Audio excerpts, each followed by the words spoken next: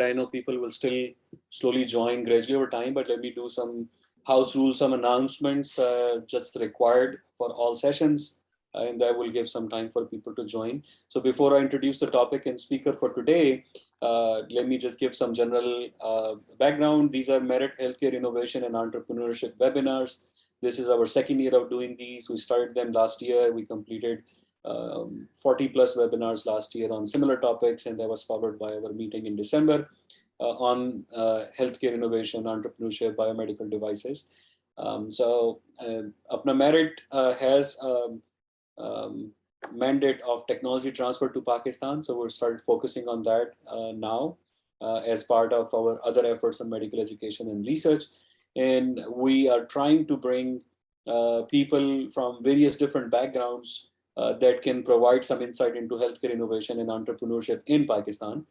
So we try to invite speakers mostly from Pakistan or people of Pakistani origin. And most of these topics are focused around trying to figure out what new technology, what innovations are happening in the world, how can we leapfrog and join that race of healthcare innovation. And then, of course, innovation cannot happen without entrepreneurship. So you have to invest time, energy, resources, and money to try to achieve success in innovation and do anything new. With that, we have started these webinars. These webinars are co-sponsored this year by Tajdeed, which is focused on healthcare innovation and revival in Pakistan, and American Academy of Preferred Providers. These webinars will be available on recorded on YouTube, and we will offer a certificate of attendance or participation from APPNA MERIT, whoever joins these webinars online live. Recordings will not have any certification that can be offered. As usual, you guys are all welcome to introduce yourself in the chat box. You are also welcome to put your questions in the Q&A. We will try to read and find the questions in chat box, but sometimes they get lost. We will do a presentation for 45 minutes and followed by some comments from panelists and discussions and questions from you guys. Anybody who wants to make a comment can raise their hand. If we have time, we'll invite you to ask a question or make a comment. And if you have questions that you want to reach out to us, you can write to us on appnamerit@gmail.com, and you can also recommend more speakers, people who we should invite as panelists or speakers for these webinars. So with that, let me start with the topic today. I'm really excited about another topic on artificial intelligence in healthcare. As you know, this will be the future of medicine and future of everything, and is actually, fortunately, not a very hard setup to get into for Pakistan. You know, Pakistan is a resource-constrained environment, so there's a lot of things we cannot do. We cannot build MRI machines in Pakistan or our own chip technologies.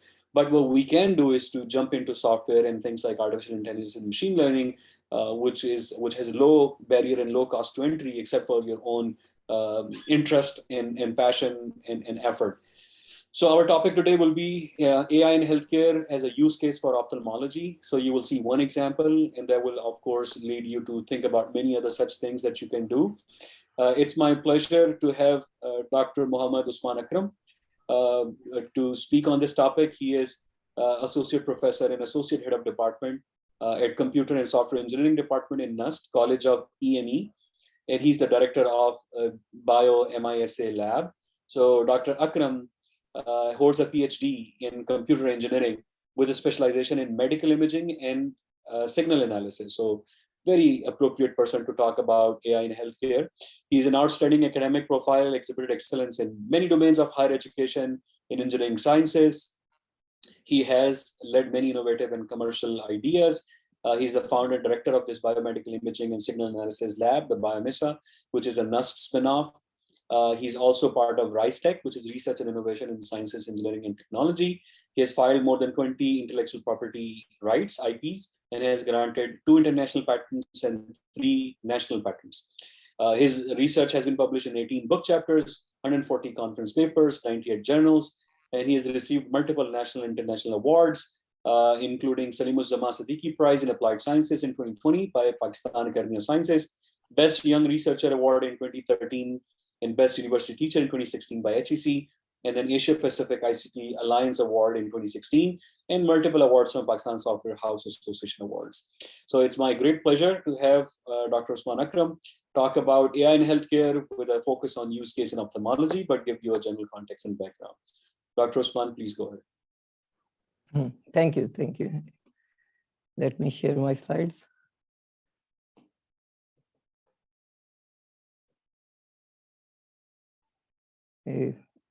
Are they visible? My yes, slides? please go ahead. Okay. Thank you. Assalamu alaikum. Thank you, Dr. Danish, for such a nice introduction and giving me this chance to share our work at this auspicious gathering. These are the contents which I'm going to cover. I will just start with the basic introduction about ourselves, our research group, and what we are doing in the domain of healthcare. And then I will switch towards the basic introduction of AI and subfield. That's the very basic one, like for those who don't have any idea about AI. So I just want to cover a couple of slides to have a basic understanding about the AI. And then we will move towards AI in healthcare. And I will cover different examples which we are doing, we are working on, and especially we will move towards the ophthalmology side, where I will cover our different kind of research work and the products which we have done for different ocular diseases. And one of the topic which I want to cover is to discuss quickly discuss about the technology stack to build AI-based applications, because this is one of the thing which nowadays being used in the industry. Like once we have the algorithms of AI, so how to build application on that. And of course, we will discuss some future aspects with respect to AI in healthcare. So our lab was established back in 2016 with the aim to promote research in the area of biomedical, and we are mainly working in biomedical signal processing, medical imaging, and we are also working in embedded systems for wearable devices. And the major core behind all these research and products are, of course, AI and machine learning, along with the deep learning. And in our lab, we have different facilities available, like we have good computational resources, and we have our dedicated setup for electronics and embedded design capability, and we have also in-house 3D printing capability for rapid prototyping, and a number of sensors and biomedical sensors and actuators are available with us to work on different kind of healthcare related prototypes. So our main team includes, like, I'm the director of this lab. Then we have Dr. Arsan Shaukat, whose background is in image processing and in pattern recognition. And then we have Dr. Sajid Gul Khwaja with us, who is really good in embedded systems, and he is really working on different wearable devices. And we have Ms. Anam Abdul Salam with us, who is actually looking at different coordination kind of things for our lab. And one of the major things, like the core of everything, is the strength or being in academia and in the university, especially in NUST. One of the strengths we have is the student which we have with us. Like they are really the cream of Pakistan, and they are really good what they are doing. And so we have a number of PhD students with us in our lab. Along with them, we have a number of master's postgraduate level students who are working on different healthcare related products along with these PhD students. So with this whole team, we are working in collaboration at different national and international level. We have one collaboration with University of Pittsburgh, like based upon our research in ophthalmology. We got really good collaboration in USA. One was the University of Pittsburgh, which is for the study of virtual reality based therapy for amblyopia. And then another research contribution and like product based contribution collaboration is with Ocular Image Reading and Research Center, OIRRC, which is a California based company, and they are ophthalmologists from Stanford, which are part of this OIRRC. And with them, we are working on AI-based ophthalmology grader, and we are developing a complete a web-based solution for them where we are using AI as engine to make a complete ophthalmology grader. And then using the same kind of concept, we have moved towards chest X-rays as well, as we have like in-house capabilities of AI and cloud-based solutions. So we have another collaboration with Glasgow Sheridan University, UK, where we are our aim is to develop AI-based grader for CXR, where a single CXR will be analysis and different findings from that chest X-ray will be extracted. Since last 2 to 3 years, we are also working with chiropractic, New Zealand College of Chiropractic, where our main aim is to analyze EEG signals, brain signals, to see different kind of effect of different kind of non-pharmacological therapies on especially stroke patients. And we want to see that what kind of changes are being happen at different brain regions, and we are studying the topographical maps and topographical regions of brain.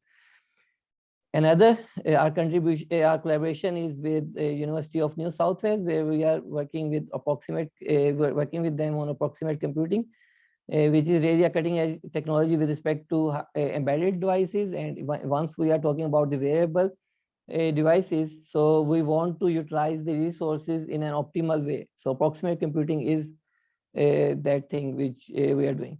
And one of the recent collaboration is with Dr. Baba Rao, who is also part of MERIT and APPNA, and we are working with different kind of analysis of different kind of dermatology data, which also includes different kind of images, and we are processing that data. Along with Biomesa, we have a commercial forefront, RiseTech, which is a NUST spin-off company. We are working in different healthcare products in RiseTech, which we are also commercializing at national level. And then we are also providing services in through RiseTech for software development, for cloud-based solutions, and for AI-based solutions. So this was the basic introduction about ourselves. Now coming to the actual topic, like if AI and its subfield. If we look at very basic definition of AI, then it's the study of ideas that enables computer and machine to do a different task. And when we talk about the task, then actually we want computers to do such tasks which need some kind of intelligence, some level of intelligence when it's done by the human. And the very basic experiment about the AI was done by Alan Turing in 1950s, when he actually proposed a setup like how to define AI. Like if there is an human examiner and he or she is posing some question and he is getting a response across a curtain, and if he or she cannot tell if the responses which they are getting are from a machine or a human, then it means that machine is intelligent enough to deceive that human examiner in terms of these answers. So that's the minimum kind of definition which was defined by Alan Turing about the intelligence. And when we talk about AI, AI is a big word, like, and it's like a buzzword nowadays, and everyone is saying that they are working in AI, and like they are doing different kind of products in AI. So when we talk about AI, there are certain subfields of AI which are mainly being widely used instead of AI. Like they are the subfield of AI, but still they are a little bit different than the if we truly talk about the AI. So the subfields are machine learning and deep learning, where we want to train machines with respect to certain patterns. And in deep learning, we actually want to exploit the large amount of data which we have with us.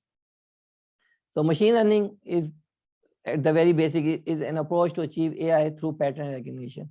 So a machine learning can only do the task for which we actually train it. So that's the limitation. Like the machine can only do such those tasks for which a human has trained that machine. So for example, we want a machine which can tell us about which can differentiate between different kind of animals, and if we just give it data of dog and chicken, So and then we test it for with the data of cow, so it cannot tell like it's a cow, because that algorithm or that machine, it doesn't have the knowledge about the cow. It only knows about dog and chicken. So that's the limitation with AI and machine learning right now. Like it's only knew the things which we tell. So the very initial and early ideas about AI are inspired from human brains. Like when we talk about AI, so the very basic one was the artificial neural networks.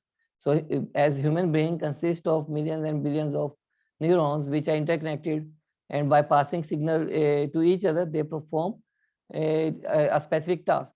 So if we can recognize a cat, so it means there are certain neurons in our brain which are trained over the time, and now we can easily tell that by just by looking at some animal, like it's a cat. And similar kind of things can be mapped or mimicked in machines or in computers.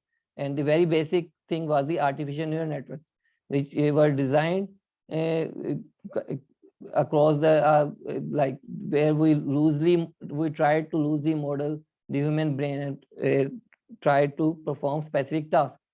Artificial neural networks are right now are the most powerful algorithms which AI has, but they have gone through different ups and downs, and there are certain reasons for them.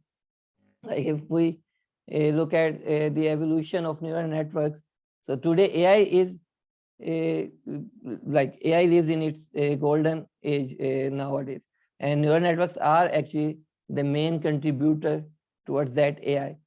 But that's not the case. Like with ANN, there is a whole journey about ANN which they covered, and what we know nowadays about deep learning. So there is a complete journey for that. Like the idea was proposed back in 1950s, where the very basic neuron based system named perceptron was developed, and which was able to solve a simple linear problem. And the issue which it faced at the very early era was how to solve the non-linear problem, how to solve such problem which cannot have a linear solution. So again, there were certain kind of certain kind of modification that was done with the basic perceptrons. And like human brain, number of neurons were added in artificial neural network, and with the help of more neurons, now it was able to solve even the non-linear problems. And Jeffrey Hinton was the main person who actually proposed the back propagation kind of algorithms with neural networks, who actually helped neural network to learn in a quicker way and to learn based on the errors or the mistakes which that neural network was doing. But then there comes a dark age kind of for neural networks, and it faces a lot of criticism. But that was not because of that there is any issue with the neural networks. The major issue was the lack of computational resources, which weren't there in 1990s or 1980s. So the people moved towards other kind of learning algorithms like sport vector machines, which were quite popular for quite a time. But then again, Jeffrey Hinton, like in early 2000s, again we know the name of Jeffrey Hinton, who comes up with the idea of deep neural networks, where he introduced that with a deeper network and with a more layer of neurons, we can achieve a higher level of learning. And of course, we know that in early 2000 and then later 2000, we also got the graphical processing units, and we also got good computational power. So that those all things actually enables the learning capability, and that's where the actual AI and the deep learning era starts. And due to this computational power, and also if we talk about like with the cloud services which are provided to the consumer, these things we can also do these things without investing into the hardware. So all these kind of things actually like motivated the researcher, industrial, or academicians to freely work in this area. And now neural networks is actually the backbone of all kind of learning algorithms which are being used either in academia or at commercial level. So a neural network has also enabled a concept of transfer learning. Like if we talk about traditional machine learning algorithms or the AI algorithms, they were actually, there was an issue, like we have to make a, as I have already mentioned, that the AI can only do, or machine learning can only do those tasks which we have learned that algorithms. But for new tasks, they have to switch themselves and they have to actually model a new algorithm. But with deep learning and with the latest advancement, the concepts like transfer learning or its most recent variants, we can actually, based on the basic learning, and we can build and we can go for most sophisticated kind of learning based on that basic learning. Just like the human brain, like we have our learning is across the ages, and we actually build on what we have experienced in past, or we have knowledge in past, and then we actually gather new knowledge and new data. So the same way now AI and deep learning is working. So one of the major thing with AI and the applications of AI is in healthcare. Like it's very vast field, and AI is actually covering a lot of spectrum in healthcare. Like there is nothing about artificial that like if we say that AI, like it would not be artificial about the impact of AI is like what we have having nowadays in any kind of industry, and medical industry is one of that. So one figure shows that by 2025, the artificial application in healthcare will represent a $34 billion market in healthcare only. So the phenomenal growth of AI in healthcare is due to the wealth of benefits of AI offers to the care providers and the patients. AI can identify complex patterns from the data which we have in a medical domain. Either it's the raw data, like if we talk about the basic workflows within an hospital, so AI is there. We are automating the workflow in the hospital to give a better customer experience to the patients. Then another major application in healthcare is with respect to medical image analysis or signal analysis. As we know that healthcare industry is like it's depending on different kind of imaging modalities. So AI is actually enabling, or it's kind of converting that imaging modality into smart imaging modality, where we can diagnose or we can predict different kind of diseases from images. And then of course AI assisted robotic surgeries are there, Da Vinci robots and such kind of things are already been there in advanced countries, and AI based robotic surgeries are nowadays being used in the industry. Another application of AI in healthcare is fraud detection. Like one of the major chunk in healthcare goes for the insurance and these kind of things. So and we know that there is a certain kind of scams and fraud which actually goes in this area. So with the AI, what we can do, we can identify irregular patterns from all the transactions, and then we can identify, oh, this person hasn't taken any kind of like insurance or any kind of benefits, but suddenly he or his family is taking some benefits, and the amount of their bills are going very high, and like where from what kind of specialty those bills are coming in, and and what other kind of things are associated with that. So that's one of the major things. And of course clinical trials with AI, we are actually we are improving the quality of clinical trials even far more further. Like COVID scenario is in front of us. So again, with the data and the analysis of data, that gave us with different patterns, which actually helped us in further clinical trials. So one of the major area in AI is deep learning. And as I have mentioned that imaging modalities are very common in healthcare, and there are a number of imaging modalities which we are using for different kind of diagnoses, for different kind of clinical assessments. So if we see what we can do with deep learning in image analysis, is like there are different kind of things which we can do. Very basic is the image classification, like where we can predict what kind of disease or what kind of abnormalities are there within let's say MRI scan or CT scan or any other kind of like X-rays or ultrasounds. And then another thing is object detection, where what we can do, like we can actually locate tumor or abnormal regions or normal landmarks again within the input images. And that object detection can further be taken towards semantic segmentation, where we actually label each pixel which consists to a specific kind of abnormality. And then of course we have instance segmentation as well, where we can separate out different abnormalities or different kind of findings exact at the pixel level.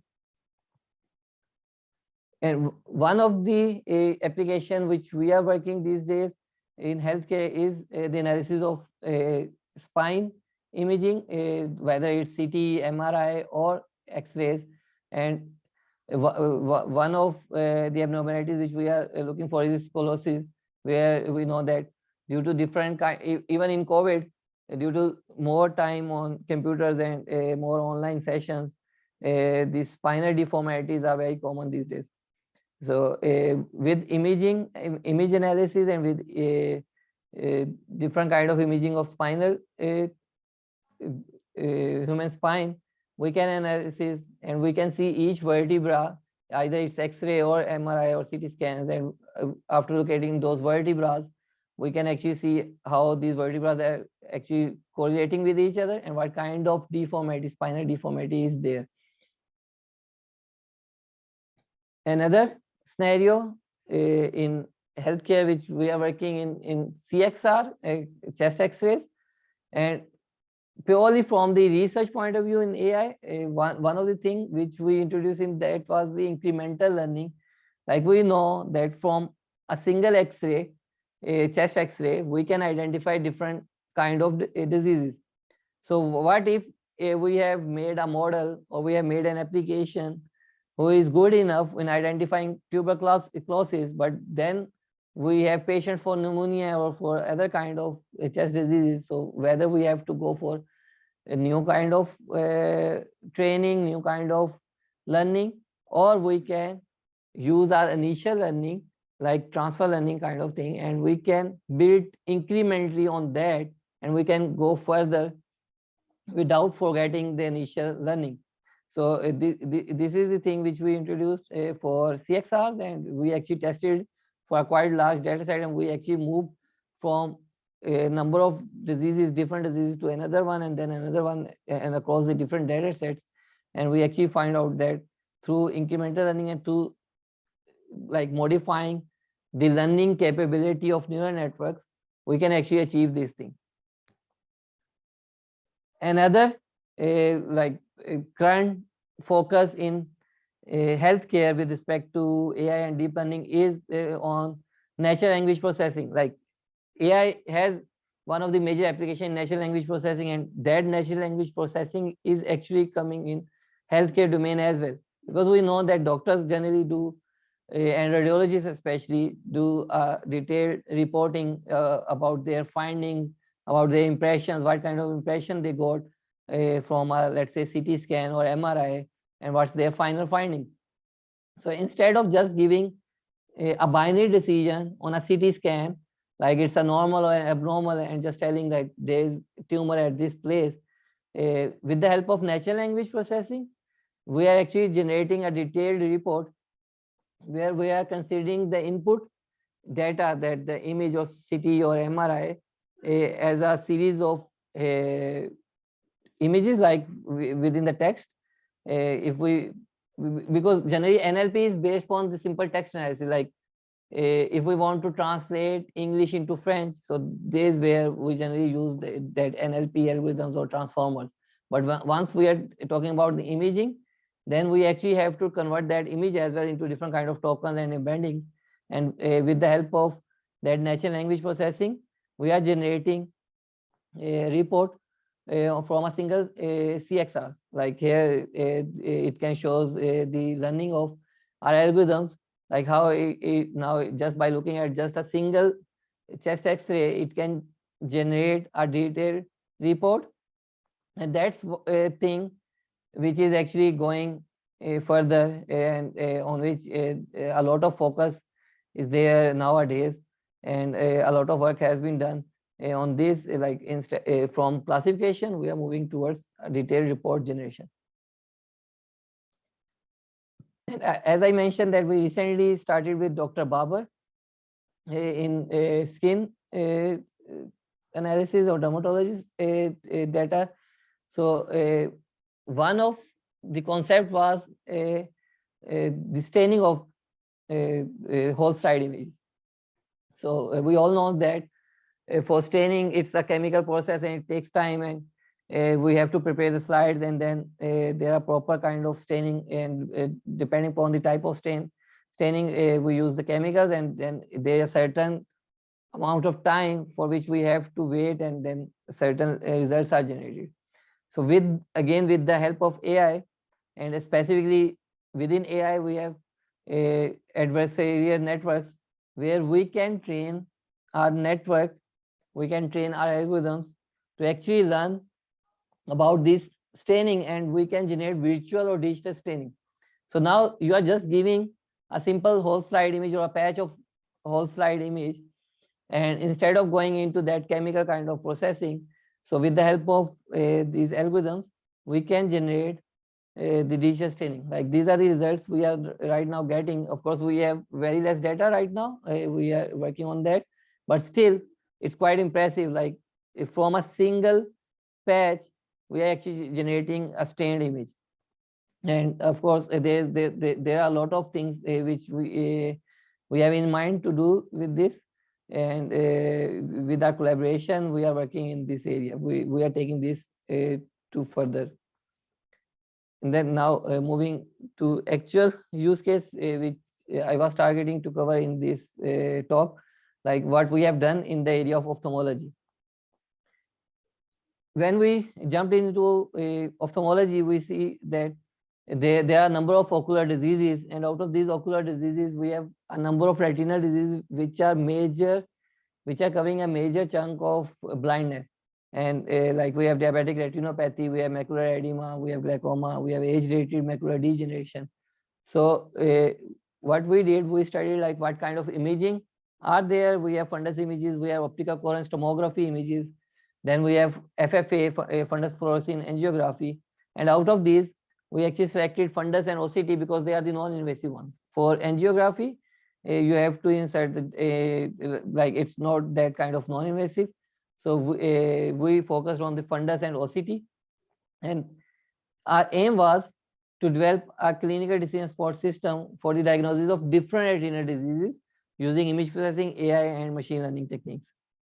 So what we did over the time of like 4 to 5 years, we did a detailed research, and we actually combined all our algorithms, and we come up with a single retinal image analysis framework, which takes optical coherence tomography images as well as fundus images, and from OCT images, it extracts the layers which are present in OCT images, and from those extracted layers, it actually tries to find out what kind of abnormalities are there, or what kind of abnormal behavior is there within those retinal layers.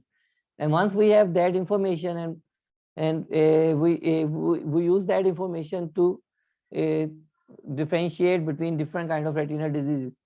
And the best thing which we were doing here was like we were combining OCT with the fundus one, so that we can morph the actual findings from OCT on the fundus. So like our algorithms are capable enough to extract the layers from OCT. And as I mentioned earlier, like we are like our sole target or aim was like to develop such kind of algorithms which can go further. Like there should not be any need to go back to the scratch and then again train your algorithm from the scratch for any new kind of disease. Or let's say we have data from a new vendor, like initially we have data from Topcon, and then suddenly we got some data from Spectralysis or Optos or any other kind of vendor. So as the imaging resolution or other kind of things changes, so initially there was a need to retrain the algorithms. But we focus on this thing like how to develop a cross domain and increment a scanning process and go with incremental learning. So here what we did, like we started with a generic optical coherence tomography images, and we trained our algorithms on simple OCT images, whether it's from the macular region or from the optic nerve head. And once the algorithms are trained to see like what kind of changes are there in OCT, so we keep on adding new and new level of diseases into that. And then we do another kind of adaptation in that, where we took a OCT learning towards the fundus one, and we combined fundus and OCT both. And now our single framework is capable enough of work like dealing with both kind of imaging modalities. And the same kind of cross-domain learning was taken from macular disease towards optic nerve head disease like glaucoma.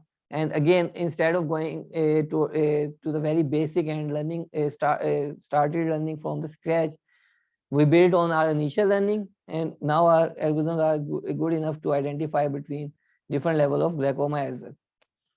And from product point of view, like once we want to show our results to the clinicians and to the doctors, so it's not just the numbers or the diagnosis which they are looking at, they are also want to play around with the data or with the imaging. So what we did, we also developed the modeling techniques for 3D development of retina, human retina. We apply a 3D profiling on that, and for a better visualization. And we have a complete 3D representation of OCT, on which we morph fundus image, and we actually come up with this complete retina cube. With now ophthalmologists can play around with this cube, and they can dig into this thing to see what kind of changes are there, and at what particular location the actual abnormality or actual deformity is there. And now we are aiming to take this same concept from retina towards the skin analysis. And we did clinical validation with the help of Armed Forces Institute of Ophthalmology. We were lucky enough to establish a good collaboration with them, and over the period of 3 to 4 years, and with the help of a number of ophthalmologists from AFIO, our algorithms were actually like they were keep on improving over the time. And we, of course, from the feedback from the clinicians, we improved our algorithms. And we tried to reduce the false positive rates for our algorithms. And now we can say like we have a single framework which can analyze optical coherence tomography images and fundus images irrespective of scan quality, scan acquisition machinery, and pathology which is present in there. And that's the power of AI, and that's the power of actual deep learning kind of thing. Like what we can do, like instead of just saying like, oh, now the data is changed, or the here comes the new disease, so I have like we need some kind of time or a huge amount of data to actually convert those algorithms to a new one. Deep learning has enabled us to do that in a much quicker way. So here comes the success story with respect to this research. Like initially we started just like other academicians or researchers, we were working in our lab, and we were publishing our results. And based on our publication result, we were approached by OIRRC with the aim to develop a complete AI-based ophthalmology grader, where we are developing an expandable cloud-based application for them, which can incorporate any kind of ophthalmology data. And the major aim was to do quality assessment, because again, AI or deep learning cannot do anything if the data given to the algorithms are kind of rubbish or a kind of noisy data. So we have a story from Google as well back in 2020, where Google failed in Thailand because of low quality input data. So keeping that story in mind, OIRRC actually they were looking at us to perform detailed quality assessment, where before going into the AI part, we want to do a detailed quality assessment. Then, of course, we have already a fundus and OCT algorithms. We took those algorithms to find to extract multiple findings from fundus and OCT, and with the help of our backbone algorithms, which are incremental learning and feedback mechanism, we are this solution is capable of like incorporating the feedback and adding on more and more new findings. And as this is a cloud-based solution, so it also has role-based access, where ophthalmologists, the adjudicators, admin, or different kind of staff or grader can access it with respect to their need. And this whole ongoing project has been going through different kind of evaluations.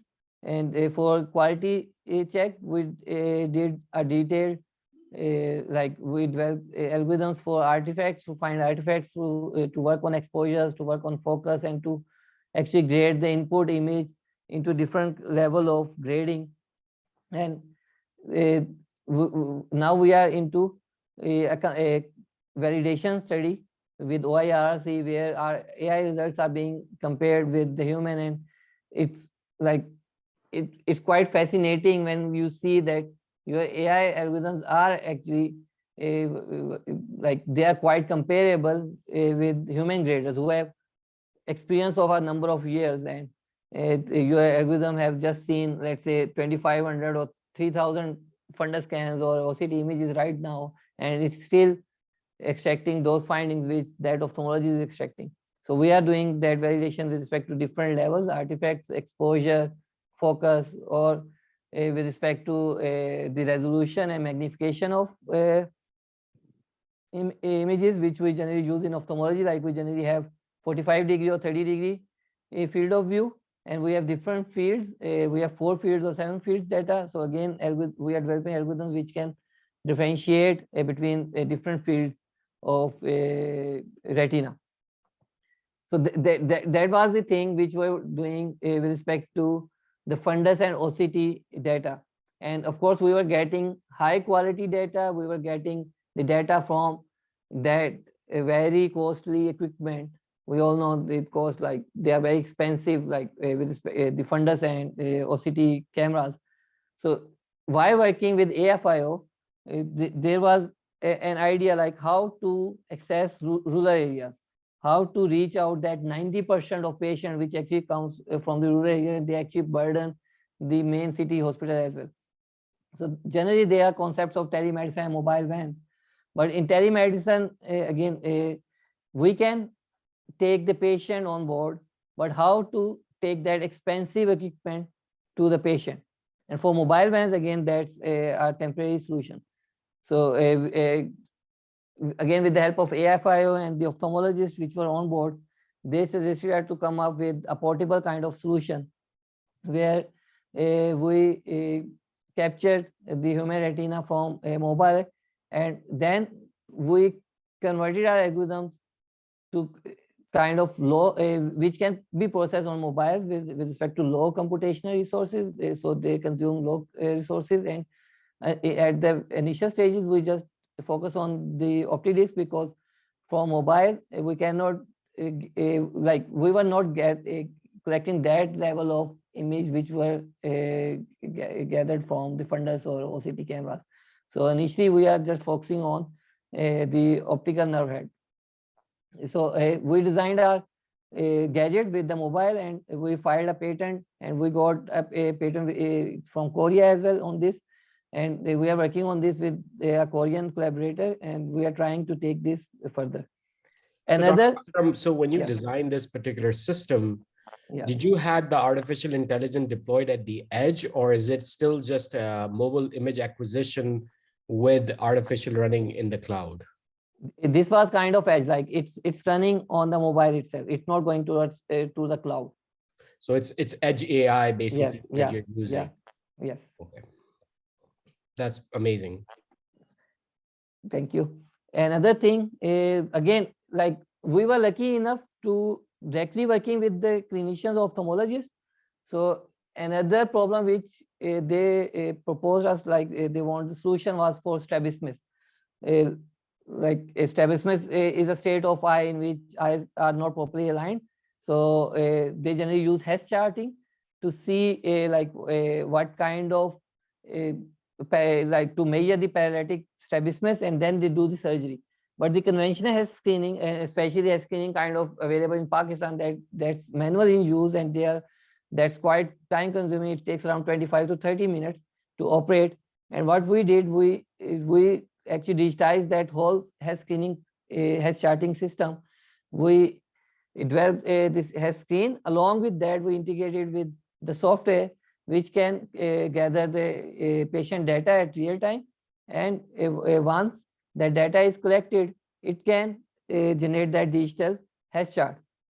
This solution is right now at place at 9 different hospitals in Lahore, Pindi, or Karachi, and already 5,000 plus patients have been tested on this setup.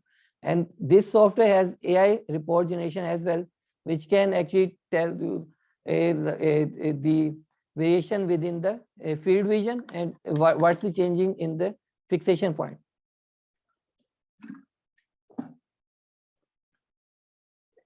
And the last thing which we did, we are doing in ophthalmology, is with respect to amblyopia. That's the thing which we are working with University of Pittsburgh. We have a detailed proposal on this, which is right now under evaluation. We want to conduct a complete study for amblyopia, where we are taking a virtual reality along with AI-based gaming solution for treatment of or for therapy of amblyopia. We have a short video just to show how this works. Like, it's being used internationally, and we want to do a complete study here in Pakistan as well. So generally in amblyopia, one eye is strong and other is lazy or weak. We generally call it a lazy eye as well. So in VR, what we do, like we lower or decrease the signal strength of strong eye, and we enforce the child to look from the weaker eye, and gradually the signal strength of the strong eye get we match the signal strength of both eyes, and eventually we try that both eyes work together. So we are working with this Google Cardboard, which is a low cost VR like headset, instead of going towards that expensive kind of solution which are Oculus or Rift. And of course it's a non-invasive kind of scenario. So with all these applications and with all these algorithms, like what we were doing, we were generating, we were developing that back-end novel algorithms which have certain kind of novelities, and which have come up certain kind of challenges or certain kind of limitations in AI, so that we can actually contribute in the area of AI. But when we develop, we want to take those algorithms towards like a final product. Generally, these days we are working with a web-based application, so we are in a process of making an AI and a cloud-based solution for that OIRRC as well as for CXR. So generally what we do, like we use a latest kind of technologies or technology stack for deep learning or AI, which are generally PyTorch or TensorFlow or Python, and they are based on the Python. But that's just the algorithm kind of thing. To make complete package and to do the different kind of other real-time tasks, the databases and other things. So we actually combine these scripts, Python kind of scripts, with servers like a Flask server, or we have Celery. We are using Celery to manage a different kind of upcoming requests from different users which are using these cloud-based AI solution. And we have a like React.js, JavaScript based front end, and for cloud, we are mainly working in Azure, but we also can do like in-house, or we can go for Amazon services as well. And then for a complete system environment, we need Kubernetes. We need to make a complete package of this so that we can make a system which can run on a virtual machine as well. And of course, we are for real-time analysis, we are also using Tensor RT, Tensor real-time. One question with the edge computing was like, once we talk about the edge computing and these kind of stuff and low computational or low power solutions, so we are other kind of options available with us. So Tensor RT is one of those possible kind of frameworks which enables our algorithms to be optimized and then run at the real time. So as a future perspective and as a future directions, so one thing which is surely going forward is report generation. So a lot of work is being done to mimic the radiologist, because in healthcare, radiology is one of the major chunk or major like the field in healthcare. So the medical report generation is the thing which one can focus on. And another aspect is explainable AI. Like explainability is one of the most heavily debated topics when it comes to the applications of AI, because nowadays generally AI is being used as black box, and what doctors or any kind of industrial they are getting is the final outcome. They want to know what kind of things are there, what kind of inferences are there, what kind of explanations are there which actually lead towards that kind of solution.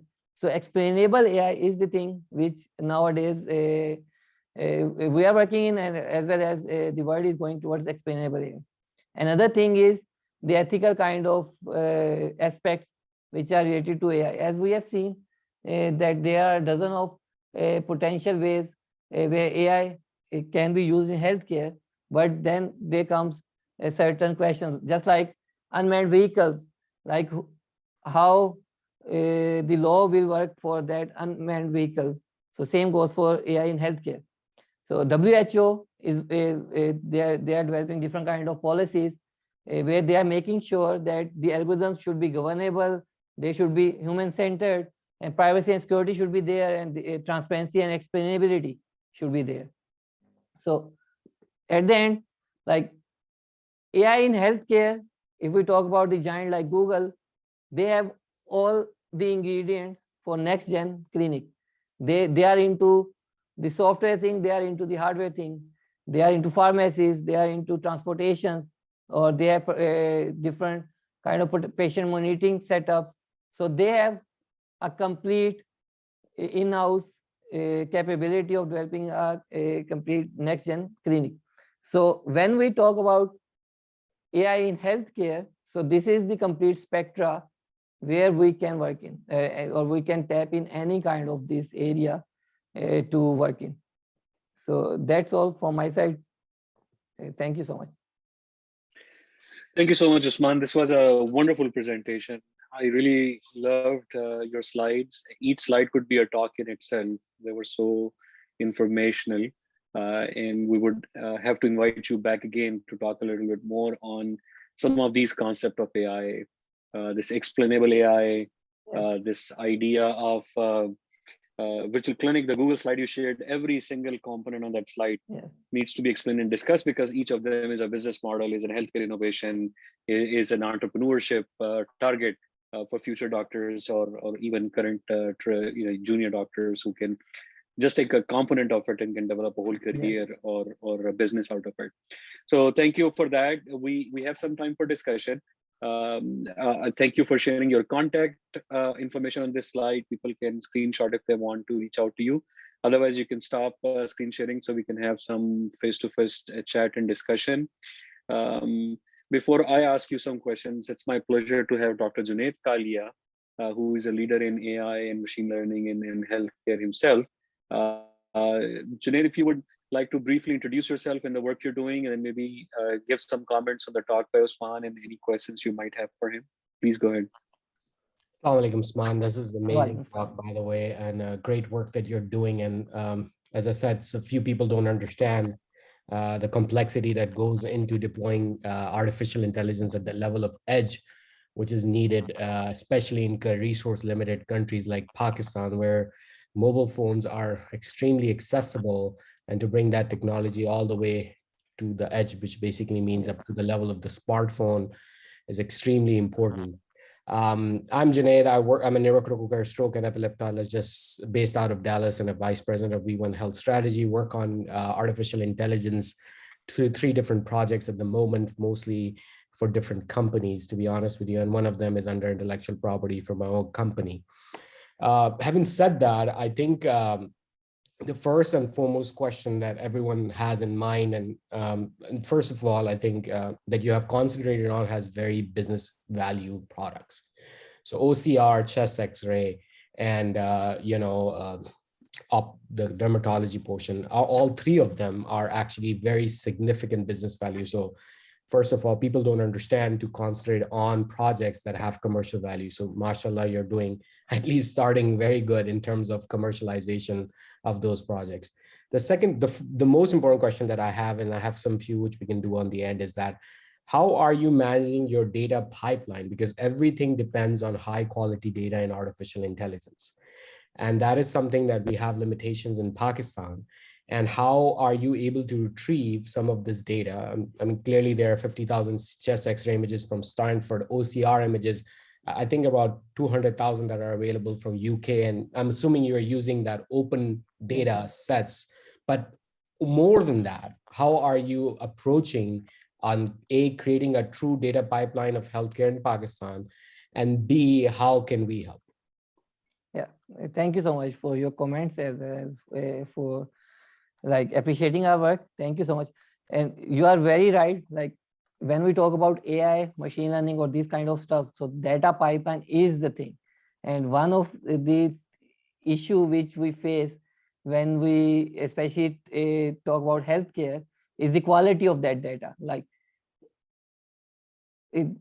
although it's live, like, but in Pakistan, like these kind of things are not that critical, like that kind of levels which we generally follow in Europe or USA. So, but the issue comes with that we generally get the data, but that data is very raw. Like it's just kind of you get some data within a hard drive or within a USB, and but that's not the data which we actually require for the machine learning kind of thing or AI. So how to annotate that, how to actually clean that data. So that's the pipeline, or that's the thing which actually required. So we were lucky enough to establish good collaborations at the very right time and with the right people. And actually those collaborations helped us to get the real clinical data. Otherwise, you are very right, like in ophthalmology, in CXRs, there are 100K or 200K plus data which are publicly available. So being academicians, we started with that data because that's the benchmark kind of data set. And they have detailed labeling, and they're actually the labeling from the world clinician leaders from across the world.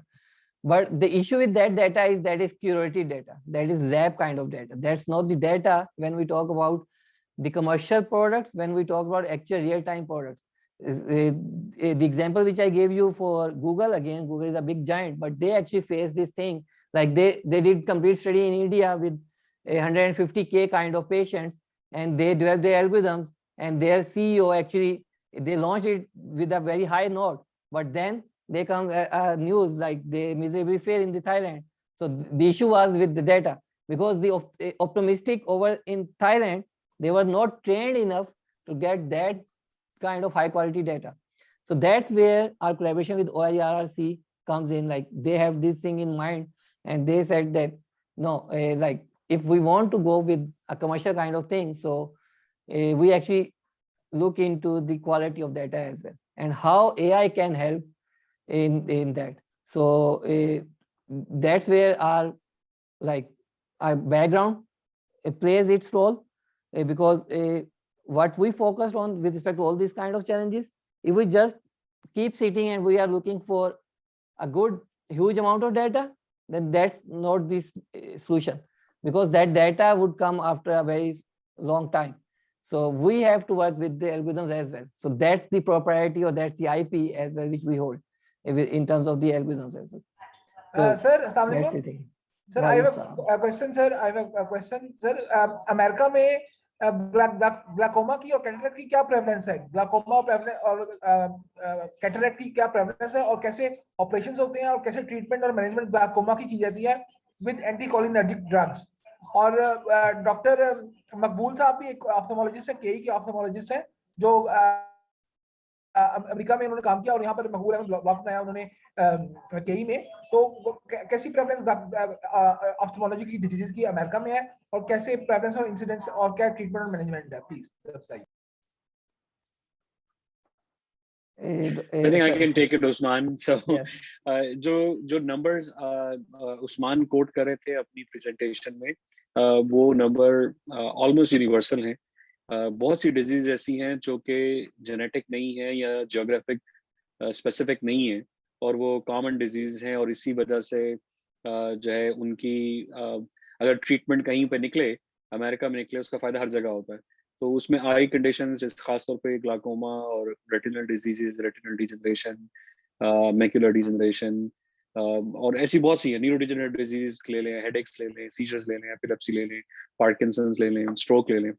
जो geographic differences होते हैं वो अमूमन उन disease में होते हैं जो कि हाईली जेनेटिक डिपेंडेंस हैं, तो जहाँ पे सर्टेन जेनेटिक प्रेवलेंसेस कुछ एथनिसिटीज में ज्यादा होती हैं, कुछ में कम होती हैं। So with over time, Usman, so I wanted to just quickly ask you this, that what resources you would recommend जो डॉक्टर्स हैं, हमारे स्टूडेंट्स हैं, ट्रेनीज हैं, जिनको अभी AI की और खासतौर पे हेल्थ केयर में उसकी एप्लीकेशन की इतनी समझ नहीं है। कोई ऐसे न्यूज़लेटर्स हैं या ब्लॉग्स हैं या वेबसाइट्स हैं जहां वो जा सकते हैं? कोई ऐसे कोर्सेज हैं? क्या हम आपको कन्विंस कर सकते हैं कोई ऐसा कोर्स बना लें, introduction to AI in health care, जो हम मेरिट के प्लेटफॉर्म से ऑफर कर सकें स्टूडेंट्स को, डॉक्टर्स को, जो AI में रिसर्च करना चाहते हैं, कैरियर बनाना चाहते हैं, अडॉप्ट करना चाहते हैं AI को? और आई थिंक कि अगर किसी को इंटरेस्ट हो मजीद सीखने के लिए, क्या आपके लैब में कोई ऐसी वर्कशॉप्स होती हैं या कोई रोटेशंस अवेलेबल हैं जहाँ पे वो आ सकते हैं और एक्सपीरियंस कर सकते हैं? Some of these resources will be useful, and then we can stop for today. Yeah, thank you. As for online resources, so I can share a detailed list with you, which you can share with the audience.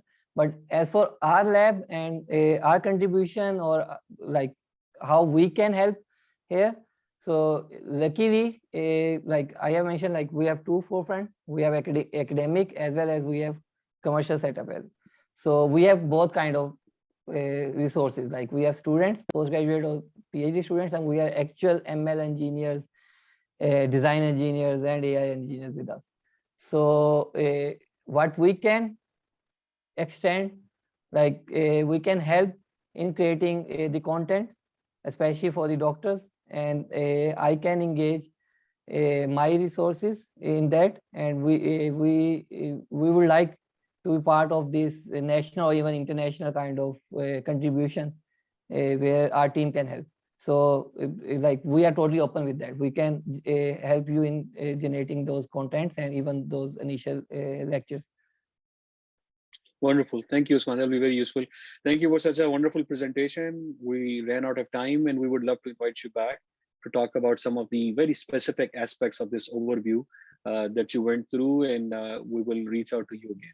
Actually, one of the most important things, Danish, is this is research publication in EEG and Parkinson's disease, because one of the talks was imaging analysis, and then the second thing is biosignal analysis. Yeah. That is actually in itself a different category in terms of analysis itself. So yeah, we'll be very grateful to get you back to talk about EEG analysis, especially in relation to Parkinson's disease. So, we're already building a project with Usman on EEG, but that's a discussion for another time. All right. Thank you so much. Thank you, everyone, for joining. We'll have Usman back, inshallah, in the future. Allah Hafiz. Thank you so much. Thank you for having me. Thank you.